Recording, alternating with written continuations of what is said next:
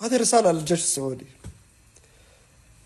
يعني شوفوا، احنا شعرنا بالعار، احنا كشعب شعرنا بالعار لأنكم ما تقدروا تنصروا فلسطين من نفس اليمن أو نفس أي دولة أخرى أو فصائل المقاومة في لبنان والعراق.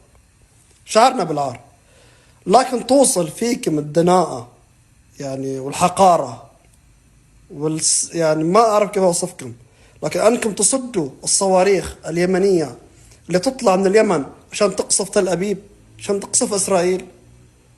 يعني إيش الحقارة اللي وصلت فيكم؟ إيش الحقارة اللي وصلت فيكم؟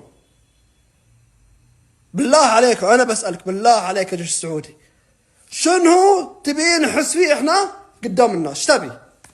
قول إيش تبي الآن؟ إحنا شعرنا بالعار لأنكم أنتم ما تقدروا تدافعوا عن فلسطين، لكن توصل فيكم الدناءة أنكم تروحوا يعني تدافعوا عن إسرائيل، تصدوا الصواريخ العربية اللي تطلع عشان تقصف إسرائيل. يعني شنو تبي نحس فيه؟ شنو تبي نحس فيه قدام الناس؟ بالله شنو كيف نطلع وجيهنا قدام العرب والمسلمين؟ يعني في حربكم مع اليمن 8 سنوات كنتوا تدعون انكم تحاربون التمدد الايراني، ومع انه ما في ولا ايراني موجود في اليمن، لكن ادعيتوا انكم تحاربوا الفرس ومشروع فارسي ما بعرف ايش.